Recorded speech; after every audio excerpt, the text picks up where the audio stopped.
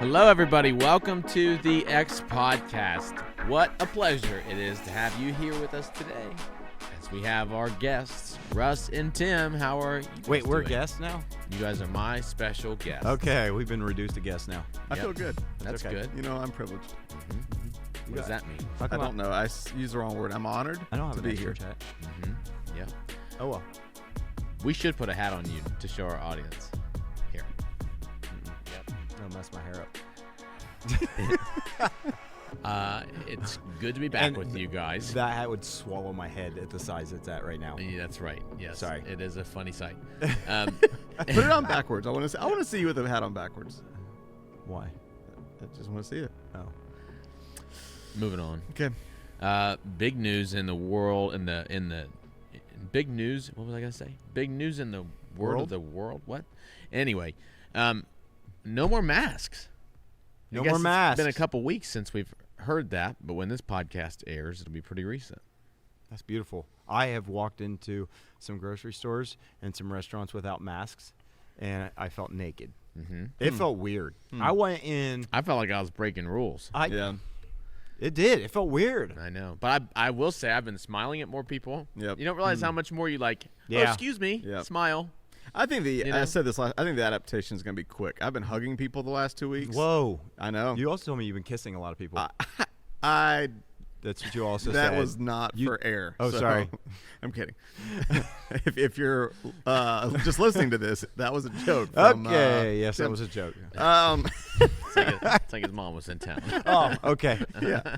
I don't know which one I should be more offended at. Yeah. Oh, no. But it is. It's starting to feel like a free world. And not this Sunday, but the next Sunday officially will be past the June 2nd mark. Yeah. Where health orders will be lifted. And it's going to We feel amazing. should do a whole episode on the Vax-A-Million. We should. Wow, that's interesting. Did you I am register? completely against it, but I'm registered. Let me just say You're that. against Oh, my wife is really against it. I don't know if I the pandemic was more polarizing or the Vax-A-Million. I know. Well, you saw that they introduced a bill to try to stop it in the Ohio legislature. They actually did. They introduced a bill to stop it. I will say this, from what I have seen, at least news reporting, is that the number of people registered to get vaccinated has increased by a significant amount since Bet it it started. has. It was like 20-some%. Just play devil's 28%. advocate. What's your big argument against it? I don't have a big argument. I want to win. You said you're against it. No, I was making a joke. I want to Okay. win. Okay. My wife was not. Here would be my argument against it, and I agree with her. You know, the big question would Do be: you have a choice? couldn't we? Yes. No. Her decision's my decision. I understand where she's coming from. I think her big take is there are so many other better things that we could do, it seems like, with this money to actually help people that maybe are in need. How about people who have been financially impacted by the crisis of this that still could use help, that instead that we're giving $1 million to, just 5 random people. So I understand that perspective. I also understand the incentive to get people to vaccinate, and they had money. It sounds like they had federal money that was given to the state. But you know what?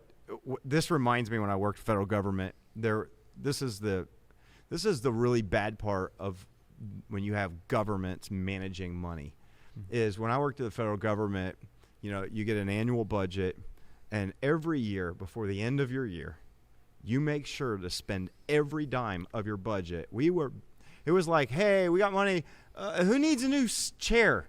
And because in government-run finances, Don't use it. if you don't use it, you lose it. Yeah. And so I just wonder if there's a little bit of that. There's money that was given from the federal government to the state to do this stuff. Well, we have some money left over. If we don't turn it in, we're going to lose it. I don't know.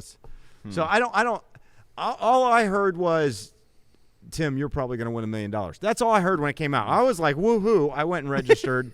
And I told my wife, I told her, I said, I'm in. I did. I went up to her the other day and I said, hey, I know you're really, really against the Vax-A-Million.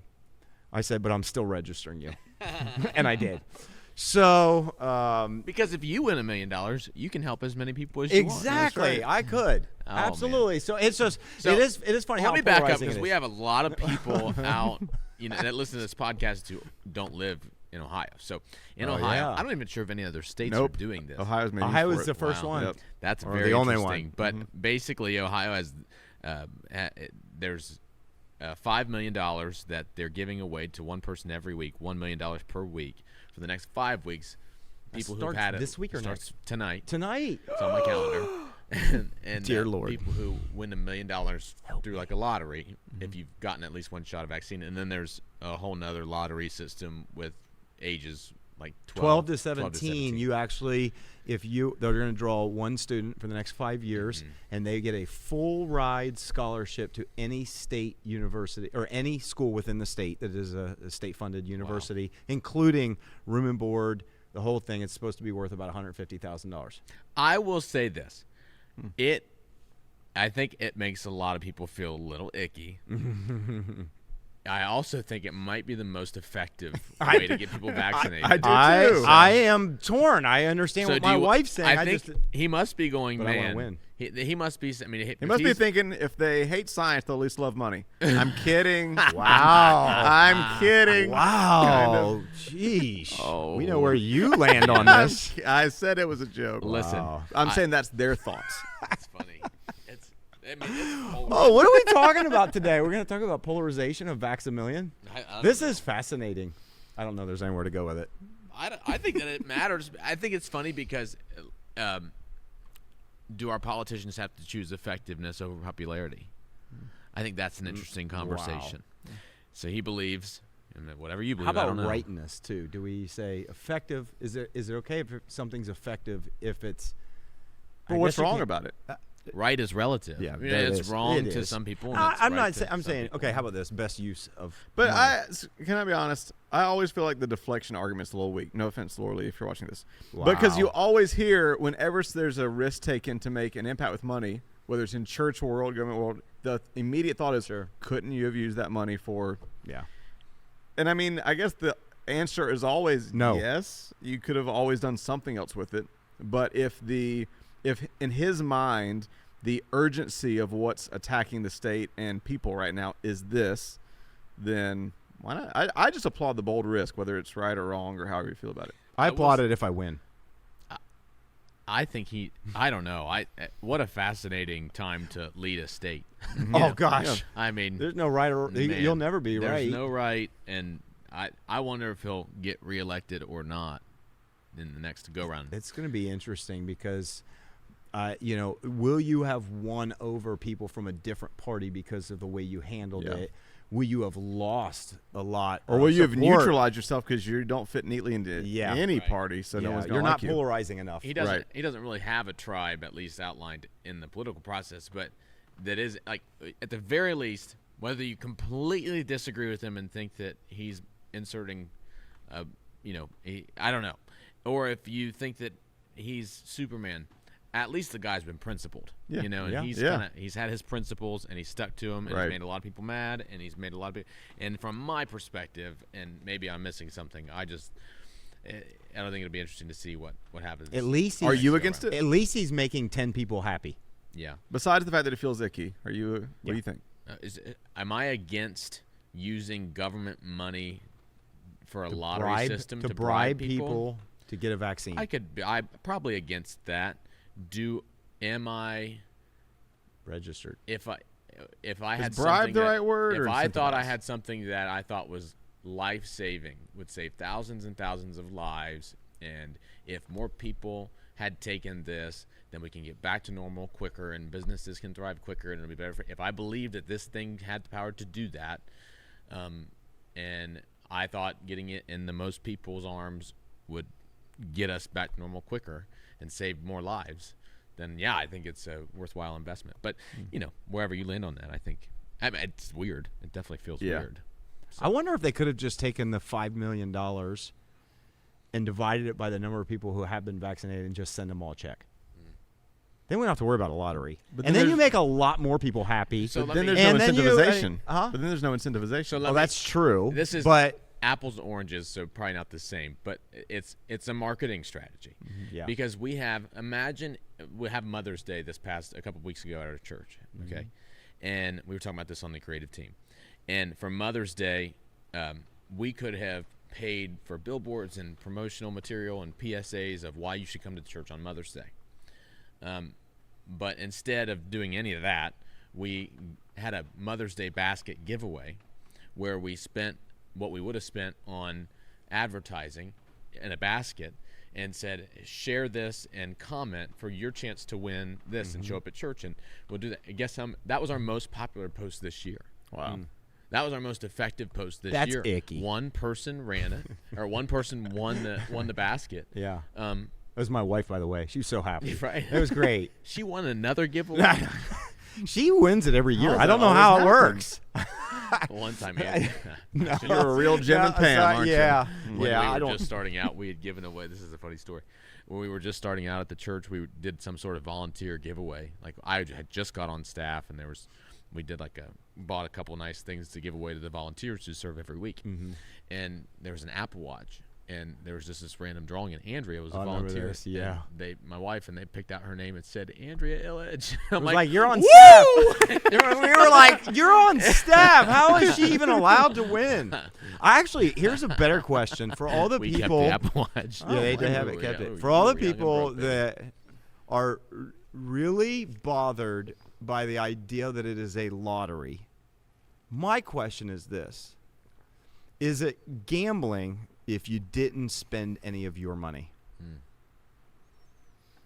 So I'm just, because I know some people like. So now this is a podcast about gambling. I'm just saying, some people. But they would You know what's also. interesting on the Vax-A-Million is website? cryptocurrency investing gambling? Yes, right now it is.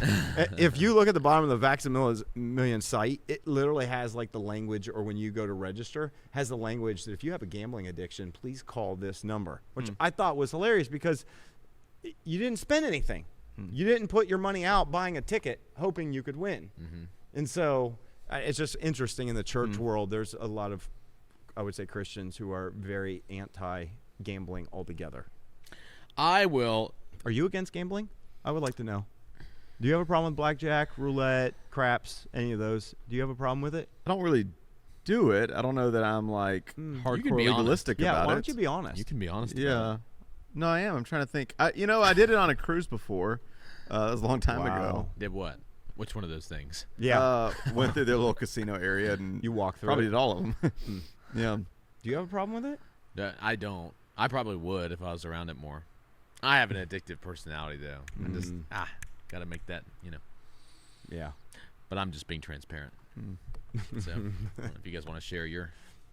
Oh, I definitely have an addictive personality, but I don't know that gambling. I don't know. I've never had a hardcore. I feel like that'd be one of those things to where if you do have an addictive personality, it'd be more like silly than it would sinful. There's just some things that aren't smart, and so. So I are we talking about this right now? Sure. I don't know why I brought this up, but I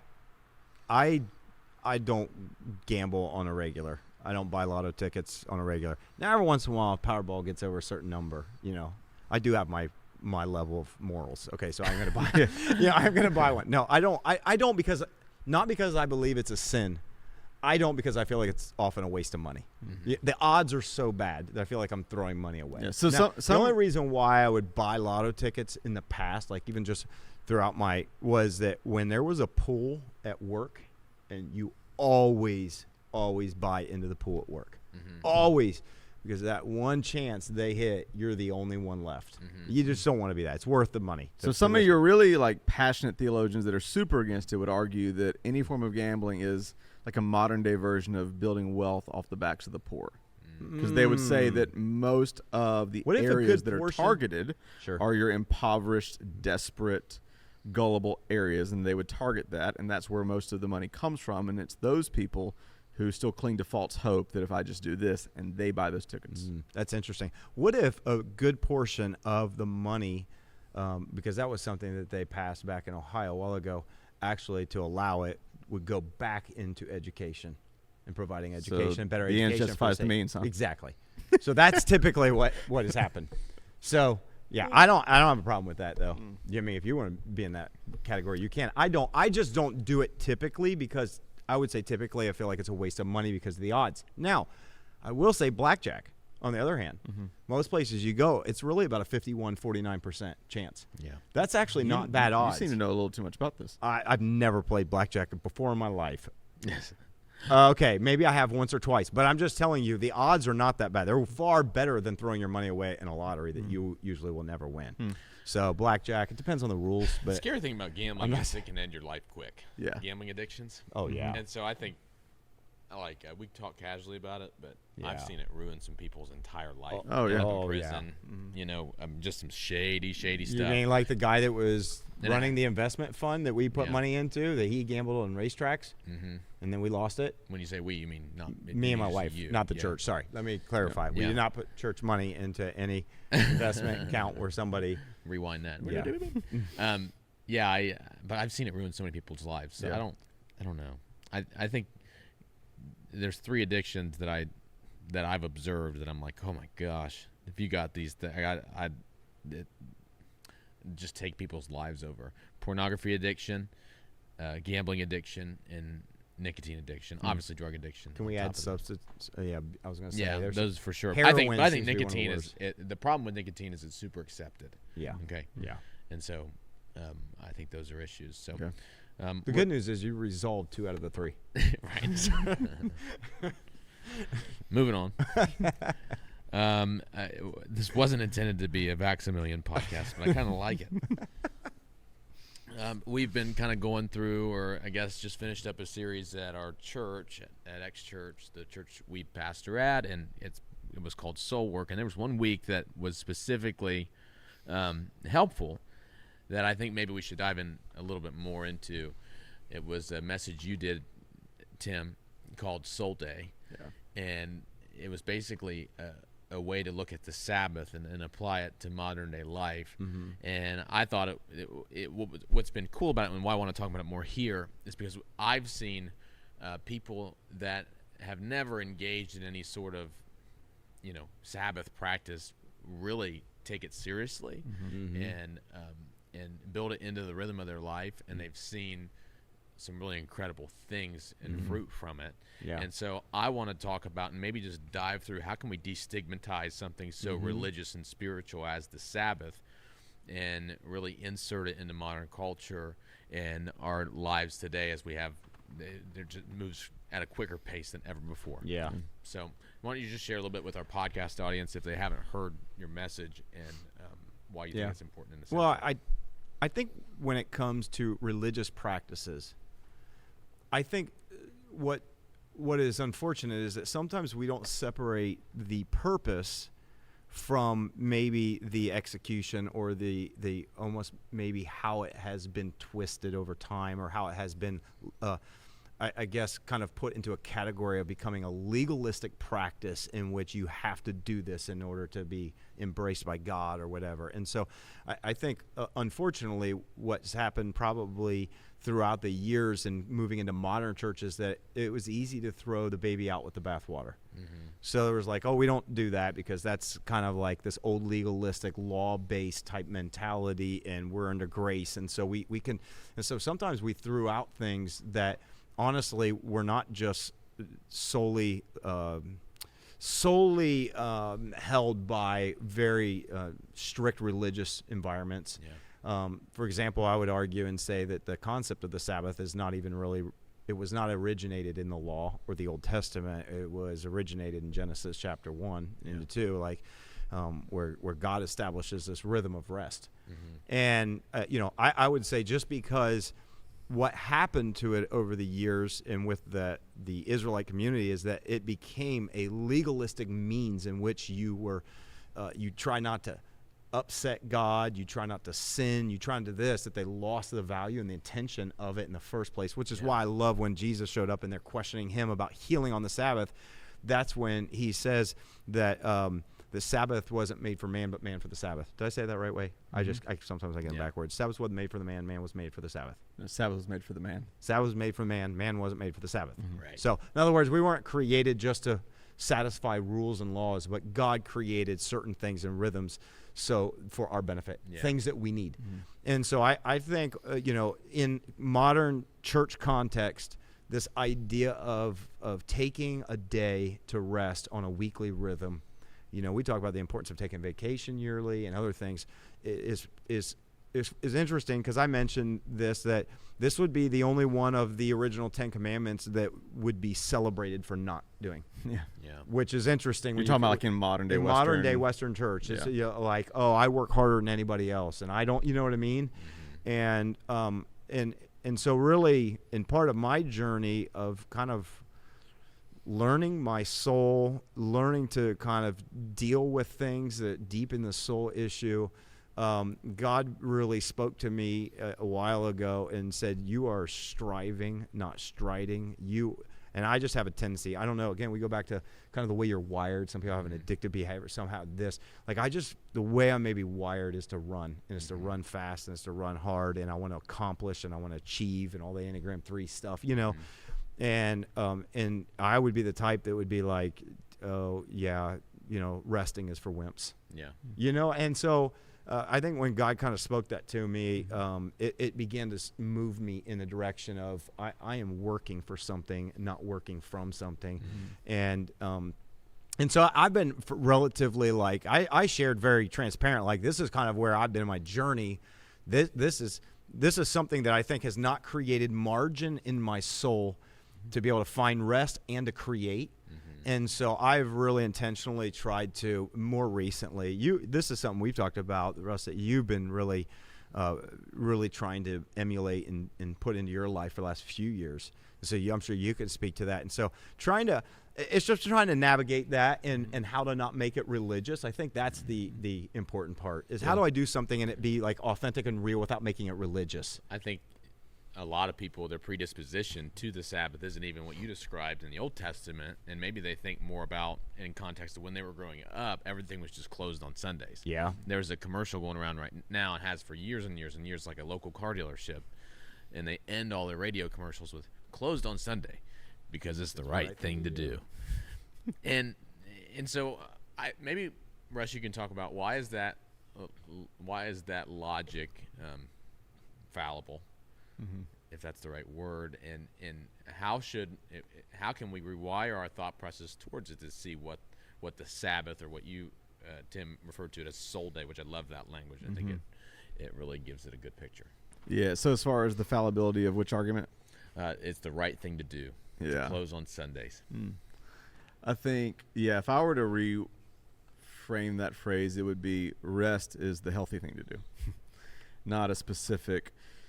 One of the things I love that you said is your soul day can be any day. And so I think it's awesome that certain businesses, you talk about Chick-fil-A, are still saying, hey, this is a practice, a principle that we want to continue to move forward. But I think there's a lot of ways to approach it. You obviously, from our context in church, talked about when the Sabbath was first. I mean, really, you go back to Genesis, it says God rested. It's that word, the original language is vayanaphash, which literally means God drew a breath.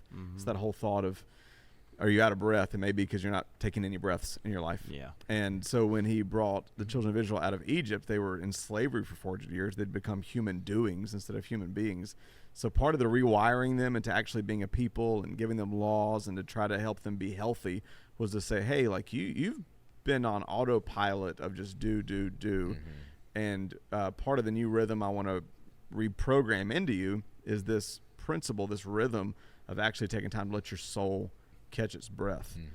And so for me, it's been a huge part of my life, because I think for a few reasons. I think number one, if there's no speed bumpers on your soul, I forget which theologian said, hurry does violence to your soul.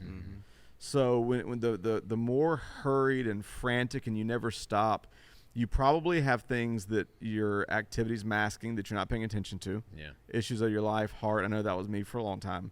You're also not having a day to reset. And I use the analogy a lot of when the Wi-Fi is glitching, to unplug and replug the Wi-Fi in. It just works better if you do that from time to time. If you turn off the computer from time to time.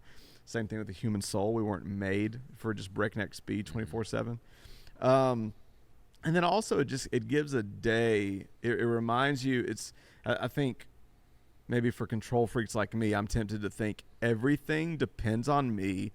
If you're not careful, you can even think everything is about you. Yeah. But one day to rest is humbling.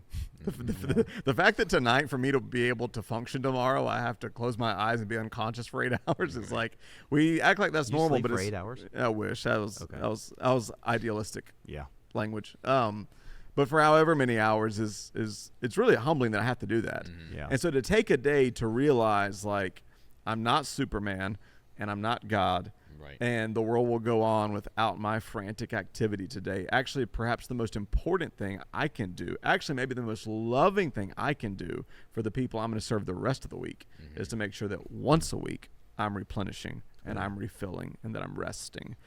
It's good. I think there's a misconception of what rest is.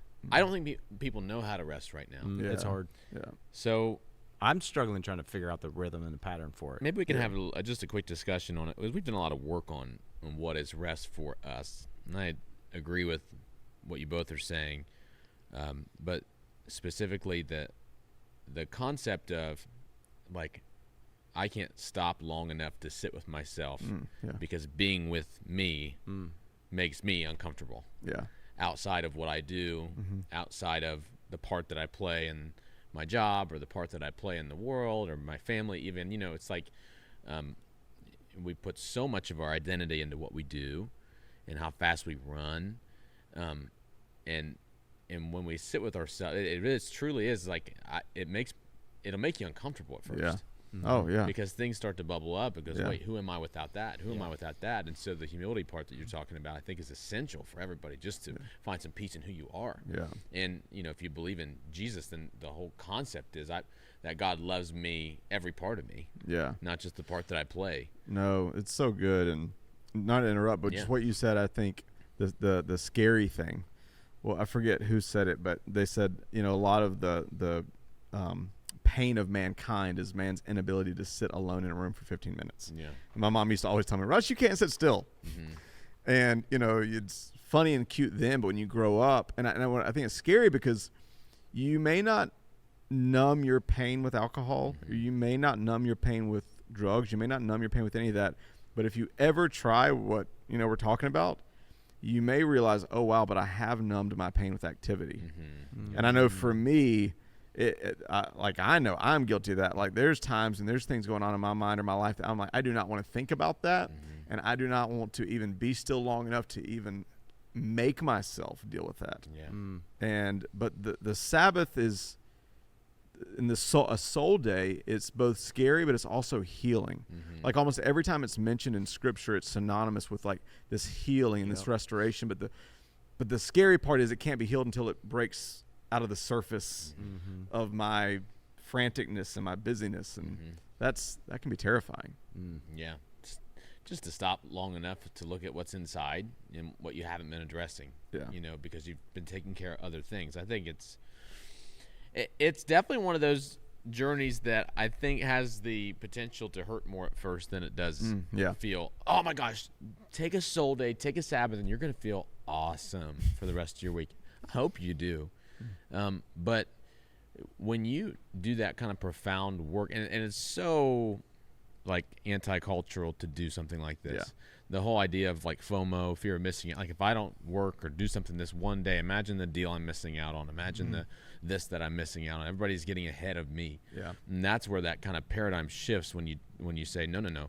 I'm going to trust, what we'd say is I trust God with my first day of the week. And I'm going to say, you know what? I can do more in 6 days than I can in 7. I thought you shared a really interesting, you brought up Chick-fil-A, but that whole stat you shared on Chick-fil-A, I want to share it with our podcast audience. Well, so statistically it was a stat I had from 2019. I think at the time they hadn't collected it from 2020, but that it was Chick-fil-A makes more money per location than any other fast food restaurant per location, and many of them combined. That includes McDonald's, it includes all of them.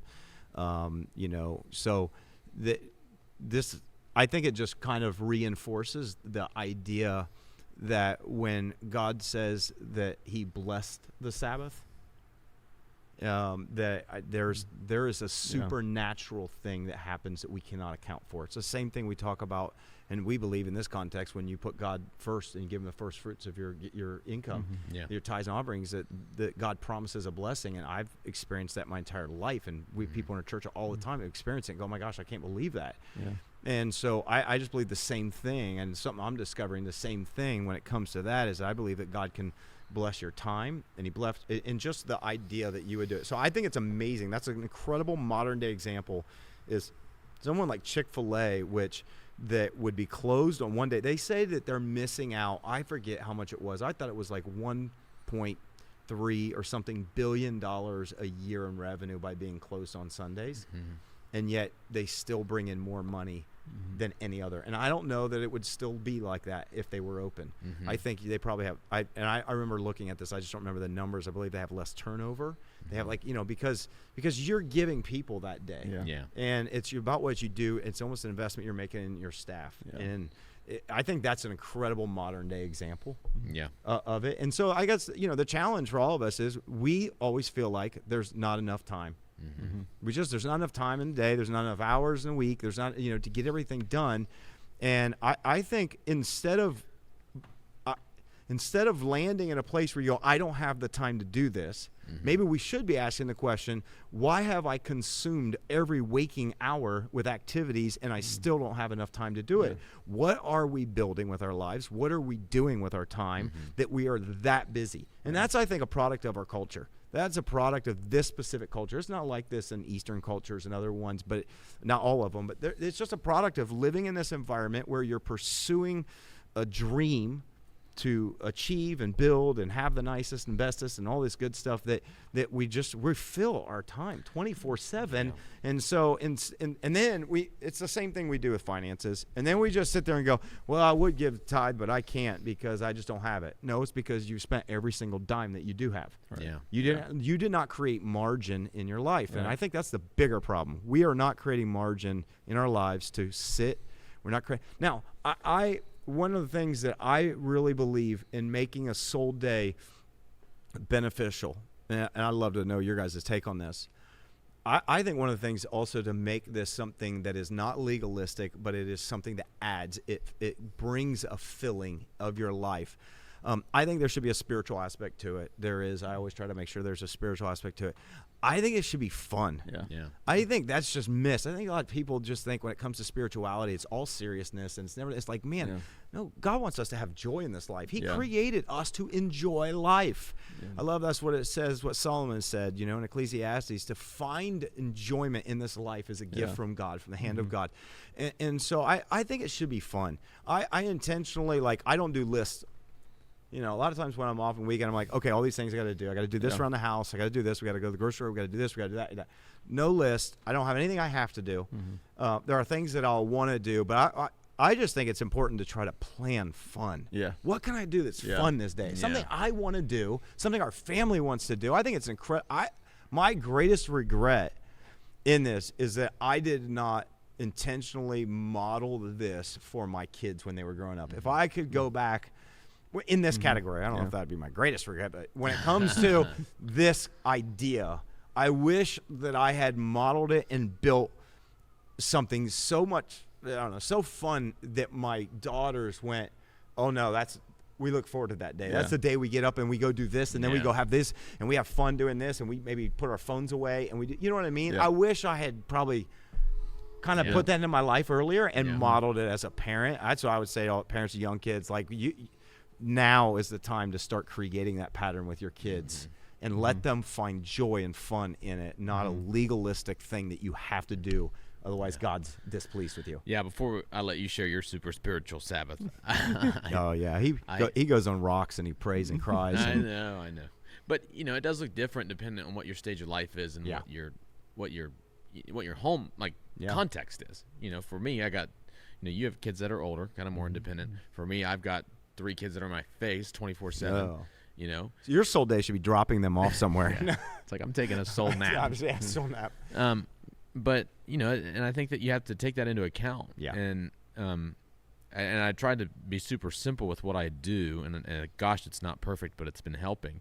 I think one time somebody asked me the question, what do you love to do? And it was kind of aimed like outside of work, outside of things that, that you feel like purpose towards, like, what do you just love to do? And I had a really hard time answering that question. And it kind of spooked me. I'm like, I don't know what I love to do. So I've really done, talked with my wife and gone, what do we love to do? And I made me ask her, what do you love to do? Like, what just brings you joy? Yeah. And so we try to do those things on that day, and we try not to be in a rush, and we try to pace is a big one. I really try to slow way down everything I do. My thing is, I'm not going to be disappointed. I get disappointed at the end of the day if I didn't accomplish what I wanted to get accomplished. And so that's my day to go, you know what? Whatever happens today, happens today. We can have the best intentions today, but I'm just going to enjoy everything we end up doing. Yeah. And so me and Andrea, we love getting coffee together. So we'll drive all over the place, and we'll just go and get coffee and take our time. And if we see something, we'll stop and, buy a plant-to-plant store. I think that's great. You're giving yourself license. Yeah. I like to do that. Work out, and so I'll make it an intention to go work out on that day, whatever it is, however, sweat some. And I think one thing that is more of a practice that I try to do on that day is just mindfulness. Yeah. And so that's looked different. And here's how I was like, I need to implement that some way, probably every day, but at least one day. Through me and Andrea's counseling journeys, one of the things that's kind of come up is the whole idea of going on sensory walks and how helpful sensory walks can be, and how elementary is it that, okay, are you taking any time at all to just go outside and walk, and you see a tree and you touch a tree and breathe in deeply, and what do you smell? And it just that whole groundedness and that whole idea of just being super present. And that's good. I like that word, present. Clearing your head, thinking of only your breathing, like a meditation, things like that. And I obviously agree with the spiritual aspect. Not letting life pass you by. Yeah. Man, life moves so fast. Yeah. I mean, you've got young kids. Yeah. I had young kids once, and it's just I don't know how any other way to describe it. Every parent that's been a parent for a while, and your son's growing up fast. You just snap your fingers. Like I remember when we were bringing him home from the hospital. Yeah. And next thing you know, married, moving out of the house, and you're just like, where did time go? And I think what you said about going out there in mindfulness and taking in the sights and the smells and the sounds of the moment, walking slowly. I try to intentionally like walk slowly. It drives my wife nuts sometimes. We're like in the grocery store, we gotta go. I'm like, no, I'm walking slowly through the store. And you know what I found though? Just to add to that, I found there are things that I think normally I dread, because it was on a list of all the things I needed to accomplish, that I actually found I can enjoy if I do it slowly and I do it with a different perspective. I was like, that doesn't bother me. Whereas before, it's like, I don't want to go do that at all. And the gift we have as Jesus followers is we know that God's going to bless it. You know what I'm saying? The blessings flow from that day. And I can't count how many times that God's maybe given to me an impression or a dream or like an idea or something in the slow. Like, it's like, wow, I can't. My whole life is changed by that one thought that God gave me, or that one word that He's given me, because you just slow down, and that's just a unique promise we have. Why don't you share yours? Oh man, so much. I love. I'm kidding about you being a super bougie spiritual Sabbath taker. Well, I am a bougie Sabbath taker, but not a spiritual. Quick encouragement, or a quick shout out for our audience. Like I think Russ has brought the importance of a Sabbath back to our staff, and has challenged. I'd say even in our staff, we probably fell under the trap of just being busy, go. And we're doing it for God. Yeah, so, exactly. Let's have as many services as we can have. Let's do as many things on as many nights of the week as we can. I definitely have changed a lot my perspective and over the years in that. And you've been a gift to our ministry in that way, and our staff, and all of our lives. So yes, it's super bougie and weird, but we also appreciate it. He's the sensei when it comes to Sabbath and Soul Day. We're just. Oh, I wish. I appreciate it. I'm like a blue belt right now. Oh well, we talk a lot about the Enneagram. The danger as a 3 is, especially my first couple of years of doing it, is like it's the whole day where you're getting off the treadmill of performance, and then I end the day I'm like, I suck at Sabbath, and so it's it's like that is something a 3 would say in it. Mm-hmm. But I just think so many things. One, talking about how like God will redeem your time. The all those, just to get a little spiritual for a moment, the Jewish rabbis, they had this, I forget the term, but about how God would supernaturally on your Sabbath multiply that time throughout the rest of the week. And Janice, one of the people that works here, I remember when a couple months ago, she's like, all right, let's talk Sabbath.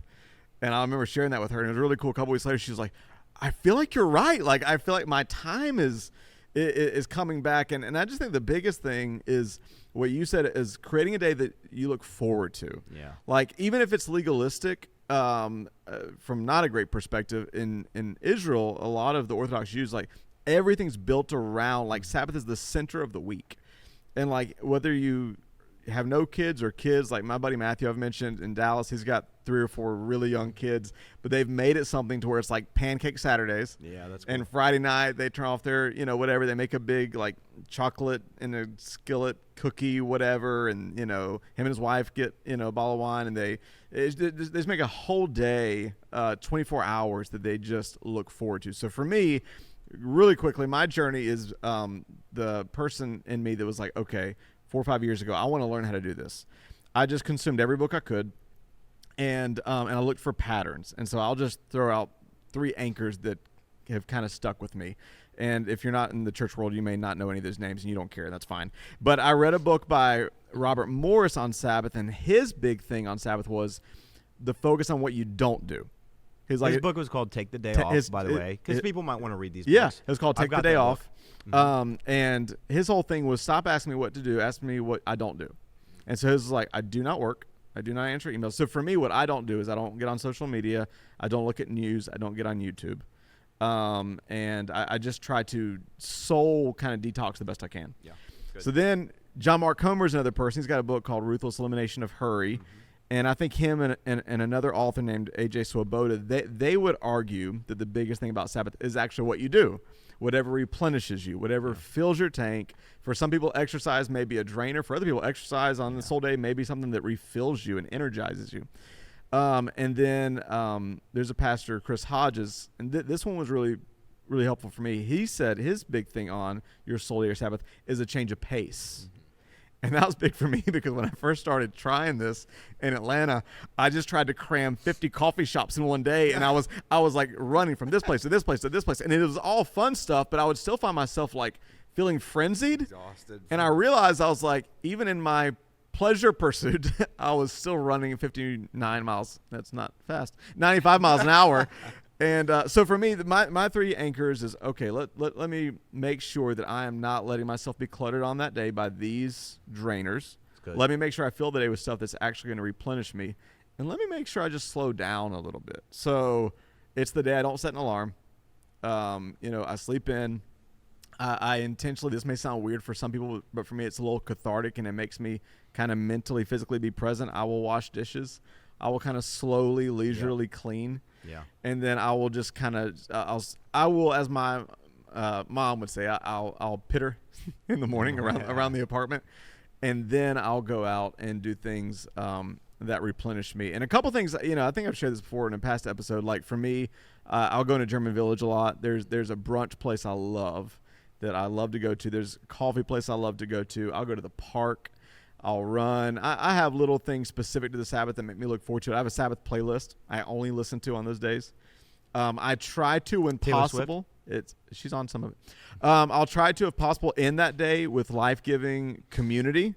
So cool. I try not to end it in solitude, but I also try not to end it with moments where I'm going to be pouring out. Not work mode as a pastor. It's, I want to go hang out with these people. Right. Let's have fun. Now, 2 things I've added recently that have been, because sometimes you just got to switch it up. So 2 things I've added recently. You mentioned walks. I feel like everybody through COVID has fallen in love with walks.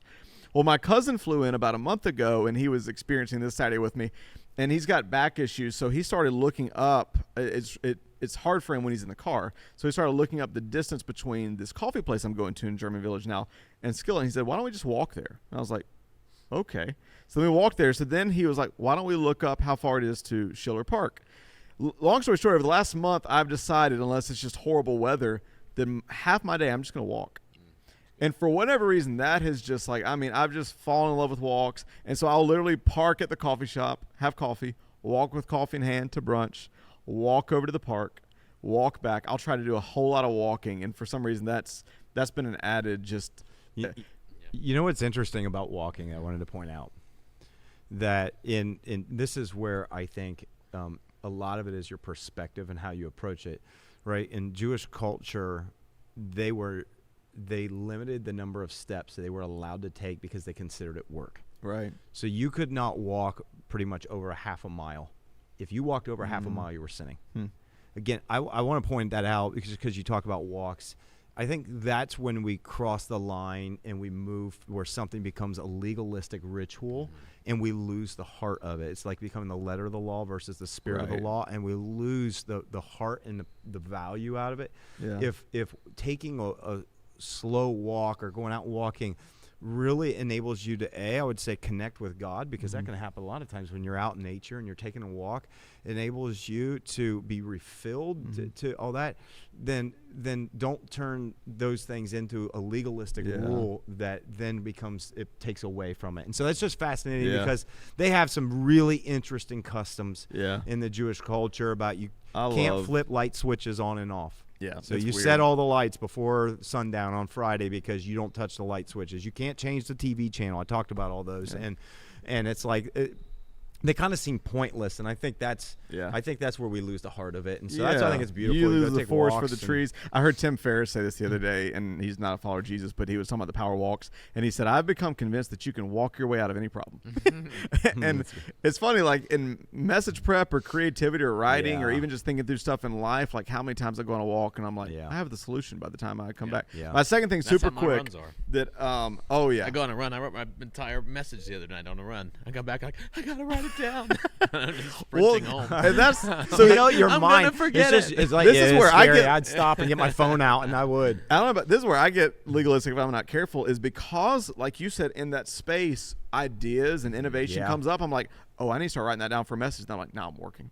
And then I'm like, but that's where you don't get legalistic. Right, I think you get inspired capture. Here's my second thing I started adding, because, after a while, like, routine is good, but for lack of, I don't know how to say it in a non-cheesy way, but I've started alternating. So where I'll usually go to German Village in the city, if you're not from Ohio, and just go to some of my favorite little haunts weekly and just enjoy it.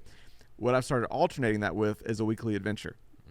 So the other week I was just like, I need to do something different. I need to take a little road trip. I need to do something. So I've looked up the 15, I forget what the 15 best small towns in Ohio to explore.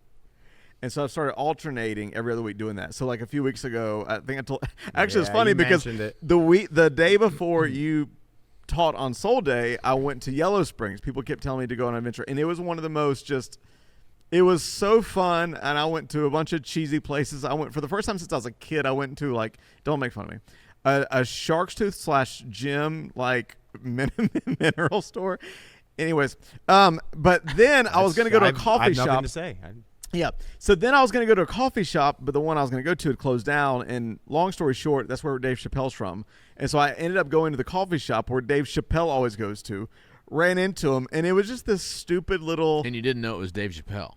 I did know. That's the part of the story. No, I did. He ran into Dave Chapelle and didn't know it was Dave Chapelle. This is a lie. I rebuke that. Didn't if you're somebody listening. point it out? No. But someone said and so it's He funny. didn't. So He's telling me the story. He goes, and I walk away, and they're like, that's Dave Chapelle. And he's like, who?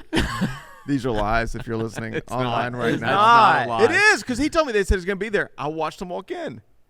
Anyways, after you spoke, I got up to close, and I said, guys, I don't know if this resonated with anybody in the room. Yeah. I said, but this is why you need a Soul Day, so that you can have an adventure where you tell people that you ran in and sold Dave Chappelle's table. So then 2 weeks after that, I went to Loveland. Have y'all ever been to Loveland, Texas? No, Loveland, Ohio. Oh. Nope.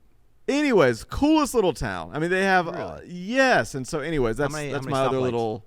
How many stoplights? I have no idea. How many stoplights? But I love it. I think it'd be helpful to people. I just still think there's a contingency of people who are listening who just are laughing at our naive Christian practices that we do. If they only understand what their boss expects out of them weekly, if they only understood the promotions that if they got, they'd help their family out so much, if they were the next one in line, like it really, it sounds like it might be a little lazy. Yeah. And so, like, trust God that He'll replace your time. Like, what would you say to that person? So I would say, first off, here's just one really practical thing. I would say not only is it not lazy, I would say I have found in my life it's dangerous not to. Because on Saturdays, this may sound weird, but there'll be a moment about halfway through the day where it's almost like, the best way I know to explain it is like, after a massage, like your shoulders loosen. Yeah. It's almost like there's this internal click where the shoulders of my soul, this may sound super ethereal, loosen. Why that's important is a few things happen. One, all the things I was so frustrated about during the week tend to lessen. Yeah. The love and empathy I feel towards even the people closest to me in my life seems to deepen.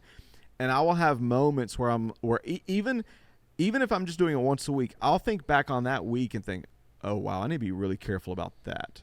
I was going so fast this week that I started going this direction here, or I started treating people this way, or I started dabbling here, or I started not paying attention to the yellow blinking light. And I just wonder how many marriages would be saved, how many foolish decisions would be prevented. Here's why it's not lazy, is because Jesus says, what does it gain a man what does it profit a man to gain the world and lose his soul? Yeah. And to not have a day each week, a mentor once told me, he said, Russ, life's not measured in the quantity of your days, but in the quality of your days. And to have one day a week to regain your soul, to have one day a week to pause long enough to realize, oh, wow, I'm stepping toward the edge of a dangerous cliff in my marriage. I'm stepping towards the edge of a dangerous cliff in this addiction or this pattern that's starting to creep up that I've not even had time to think about, really process. Why do I have time to think about that? This bill is due. This project's due. This assignment's due. But one day a week to force your soul to heal, to force your mind to think, not only is it restorative and not only is it healthy, but it could prevent so much damage and so much destruction that we don't even know. Yeah. I would say that I agree with all of those things. I think to that person that I think this is maybe where there's a difference between somebody that really believes in the spiritual side of humanity. I think if you don't, then we are just, we're just flesh and blood. We're just molecules. It doesn't matter maybe. But I would say even at that, your mental health does. Yeah. And so I think I really believe that the core of who I am is not the physical, but it is either the spiritual or the soul essence of who I am. And I think that was the whole point of the series we did, is that we are really good, especially in this culture, of addressing our physical health. We've gotten much better at addressing our mental health, but we don't really, when do we talk about the soul, all of that, the real person that you are? And I would agree to the point that I think it is more dangerous for us to live at the edge of capacity, to live at the edge of our pace, to live at the edge, which is what we do in life, that you are constantly stressed all the time, that you will snap so easily, that I mean, it's interesting to me how many people who will make an argument that all that stuff is pointless or worthless, and yet what we see is that the level of anxiety, depression amongst our culture is skyrocketing. When they asked, there was a survey we talked about, I thought on this podcast not that long ago, but there was a survey where they asked people, your mental health, are you doing better or worse in this pandemic? And the only group, I don't know if you guys remember this, I think it was, we were talking here, the only group that said that they were doing better during the pandemic were those who had faith. The only group. It was this massive group, and it was like a Gallup poll. You remember that? We talked about that. Yep. And why is that? I don't think it's just because, but I think it's because we have a centering for our soul. It's because we understand that there's more to life than just what we achieve and accomplish. And so I agree. I think for me, the slowing down is giving me, I feel like I am creating more. I'm more creative. I feel like I'm when you have to come up with ideas and solutions for your organization or whatever, and you're so stressed that I got to come up with it. You spend all your time doing this. Whereas if you would say, I'm going to give my soul time to rest and I'm going to trust in God, you'd be amazed at some of the things that God will be able to speak to you, or that you'll receive those insights in those moments. And so I think if you don't do it, I read one person that really gave such a strong caution. They said, when we look for people to hire, we're often impressed by the people who will stay late, who will work 7 days a week, who will do everything they can to impress. That's what we think. This person said, do not hire that person. That person, though they look on the front side like they will burn out, and it will be a real problem. Right. And I think that to me is like where I'm kind of embracing. I think I'm also learning the longer I live, the more there's far more I can do in the long haul than I can do in the short. And so I'm trying to have more of a long view of life. Well, and I also think there's a rhythm and balance to everything in life. There's a balance, because, on the flip side, it's not a call for laziness or slothfulness or not to live life to the I heard someone say, when you look at Jesus, and again, in spiritual standpoint with his disciples, you see a rhythm of hustle and health. Yeah. There were days where they worked. There were moments where they worked long, all night, kept going. But then he said, now come away with me. There was a hustle and a health. Yep. And everybody has to discern what that looks like. Just one thing I just want to point out really quickly, because it's interesting you mentioned mental health. I don't know when this episode drops from when you're hearing it, but May 20th was Mental Health Action Day. So not too long ago was the day. Actually, a whole month of May is the month to bring awareness to mental health. And so I think it could be timely to consider, if you even want to just remove the spiritual, look at the practical. Yeah. Any area of life that doesn't have margin is on the verge of danger. Yeah. If your finances don't have margin, that's danger zone. Yeah. If any area of your life that doesn't have margin, so would it not be different with your time and your soul to have margin? Yeah. I totally agree. A couple more thoughts, then we'll close this out. Yeah. The thought of, I think Sabbath is a lot like saving for retirement. We wouldn't say that it's very wise to spend all of your resources and then retire when you have whatever's left. Yeah, good. I don't think that anybody would say that that's a wise decision. And so if you look back and you think about, what if I took, if you're one of those people who works 6-7 days a week to provide for your family, I mean, gosh, I know your heart is so good, but at the same time, look back and say, what would one day a week have costed me in my job, and what would it have gained me in my family, my marriage? And I would venture to say that it would have gained you much. You would take the family and marriage benefit over the job benefit any day of the week. Yeah. And the whole idea, and I just want to challenge people like that, maybe in my life. Okay, so let me just say it this way. I feel like there's a couple different types of people. For example, my wife, she is like Enneagram 9, super slow moving. Like, she is not busybody, go, get things done. That's not who she is. She doesn't have a problem with hurry and hustle. Okay. And I'll tell you what that leads to in her life is extreme empathy towards the people around her. So she sees them. She sees them. Now, her problem is when she's unhealthy, she spends most of her time thinking about what other people are thinking. Yeah. Okay? Right. Because she's so in tune with that. A lot of us could use that and slow down and say, I need to become more aware of the people around me. Yeah. But I'd say for the people that just have a hard time slowing down, and I've discovered that I didn't understand how much approval I was seeking from the people around me and not from God. Yeah. Yeah. And I know that sounds super churchy, but the presence you bring into a room when you say, no, I'm approved by God, I'm loved by God, no matter if, I'm at the same time you see me every single second of every day, I'm both a sinner and a saint at the same time. Right.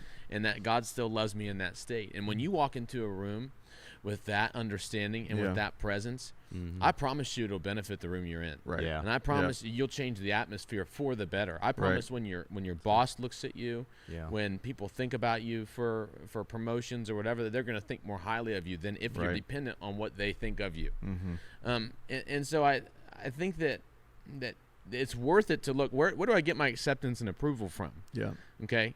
And I think it's worth looking at that. That's good. I think about, we're working through the book of Acts at church right now, and there's the scripture that I'm doing next week. Russ is preaching this weekend, which when you hear Which this will will probably be be last over. weekend. But it's the Acts 4:13, and I'll just read that verse. Basically, Peter and John are arrested, and it was the Sanhedrin or whoever said when they saw the courage of Peter and John, they realized that they were unschooled, ordinary men, but they were astonished and took note that these men had been with Jesus. Yeah. And so I don't think that your training in your work and your success is what makes you extraordinary. But when you have Jesus, you know that my whole life will radiate something supernatural when I've spent time with him. Yeah. When I prioritize my day with him. And that's what a soul day is. Yeah. It's saying I want the rest of my week to radiate differently. Yeah. You know, to come with an ease, like you guys said, to come with a pace, to come with a significance that doesn't come from the people around me, but comes from God, because that way I don't need to get from everybody around me. I am postured to give. Yeah. And So good. I don't know. I love this conversation. Yeah. I think it's important. I think it's important. Hopefully, P.S. I said the language, hustle and health earlier, not hurry and hustle. Did I? Okay. You said hustle and health. I Okay. agree. That's what I meant. Well, I will say this, and just to wrap up, consider what a soul day looks like for you. And I would encourage you, try it for maybe a set amount of time, 6 weeks or so. Say this is, it doesn't have to be a Sunday. If it is, great. If it's a Monday, because that's the day you have off, that's awesome too. What's your soul day look like? Love it. Have some fun. Re-listen to this podcast so you can just try some new things, experiment. Don't feel don't condemn yourself. Oh, I screwed that up. You know, like you said, at the end of the day, I'm a sucky Sabbather. Suck at Sabbath. But I appreciate the language you've given to this. Yeah. And I hope you win the $1 million. I do too. Yeah. Let's go back to it. Yeah. I deserve it. You've agreed to give me half. I deserve it. Can you imagine the amount of Bitcoin we can buy? Oh, I'd buy it now. I know. Thank you guys so much for this conversation. Love you both. Thank you for listening. We love hearing your emails and your topics and your questions. And here's one more thing I want to request from you if you've made it this far in the podcast. We want to bring on some guests to the show. So if you know anybody that you think would be valuable for our audience that maybe you have a connection to, we would love to have them on the X podcast just to see how we can talk about society, culture, spirituality. We love you. See you next time.